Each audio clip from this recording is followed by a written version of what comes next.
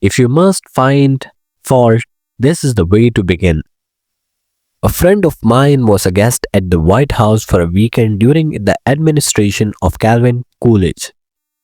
Drifting into the president's private office, he heard Coolidge say to one of his secretaries, "That's pretty dress you are wearing this morning, and you are a very young, attractive woman." That was probably the most effusive praise Silent Carl had ever bestowed upon a secretary in his life. It was so unusual, so unexpected that the secretary blushed in confusion. Then Coolidge said, "Now don't get stuck up. I just said that to make you feel good. From now on, I wish you will be a little bit more careful with your punctuation." His method was probably a bit obvious, but the psychology was superb. It is always easier to listen to unpleasant things after we have heard some praise of our good points. A barber lathers a man before he shaves him, and that is precisely what MC Kinley did back in 1896. When he was running for president, one of the prominent Republicans of that day had written a campaign speech that he felt was just a trifle better than Cicero and Patrick Henry and Daniel Webster all rolled into one. With great glee, this chap read his. But how did Two-Gun Crowley regard himself? We know because while the police were firing into his apartment, he wrote a letter addressed "To whom it may concerns," and as he wrote, the blood flowing from his wounds left a crimson trail on the paper. In his letter, Crowley said, "Under my coat is a very hurt but a kind one that will do nobody any harm." A short time before this, Crowley had been having a necking party with his girlfriend on a country road out on Long Island. Suddenly, a policeman walked up to the car and said, "Let me see your license." Without saying a word, Crowley drew his gun and cut the policeman down with a shower of lead. As the dying officer fell, Crowley leaped out of the car, grabbed the officer's revolver, and fired another bullet into the prostrate body. And that was the killer who said, "Under my coat is a very hurt but a kind one that will do nobody any harm." Crowley was sentenced to the electric chair. When he arrived at the death house in Sing Sing, he said, "That is what I get for killing people? No, this is what I get for defending myself." The point of the story is this: Two-Gun Crowley didn't blame himself for anything. Is that an unusual attitude among criminals? If you think so, listen to this. "I have spent the best years of my life giving people lighter pleasures, helping them having a good time, and all I get is abuse, the existence of a haunted man." That's A.I. Capone speaking. Yes, America's most notorious public enemy. The most sinister gang leader who ever shot up Chicago, Capone didn't condemn himself. He actually regarded himself as a public benefactor, an unappreciated and misunderstood public benefactor. And so did Dutch Skulls before he crumpled up under gangster bullets in New York.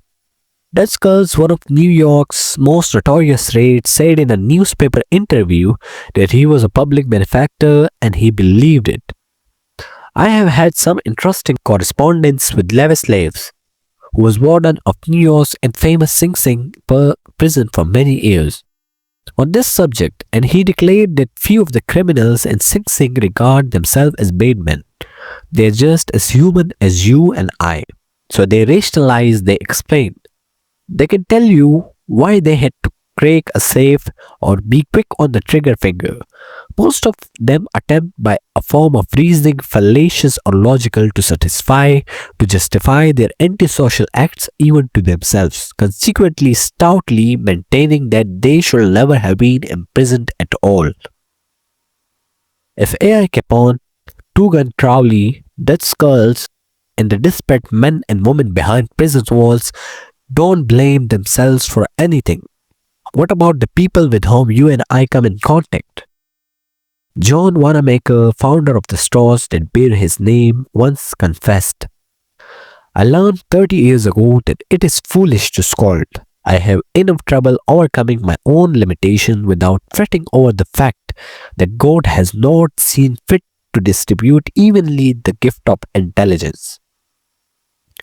Wanamaker learned this lesson early, but I personally had to blunder through this old world for a third of a century before it even began to dawn upon me that 99 times out of 100 people don't criticize themselves for anything, no matter how wrong they may be.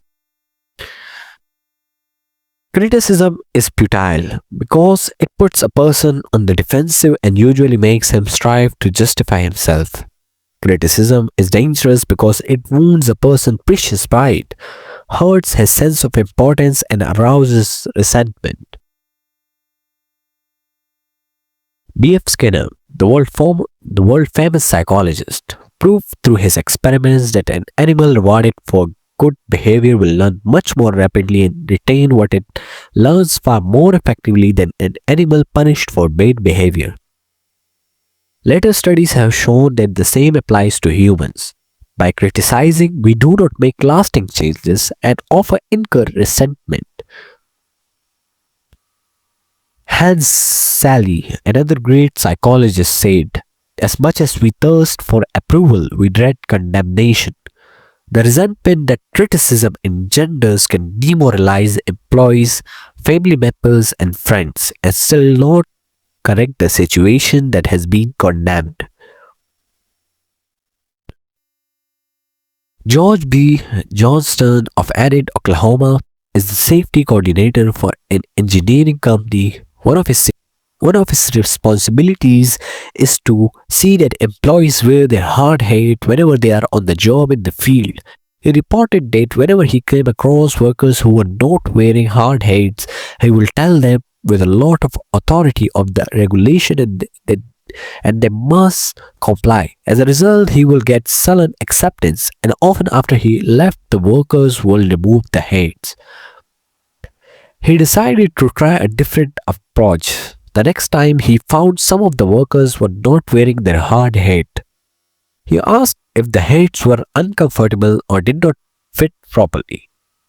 Then he reminded the men in a pleasant tone of voice that the hat was designed to protect them from injury and suggested that it always be worn on the job. The result was increased compliance with the regulation with no resentment or emotional upset.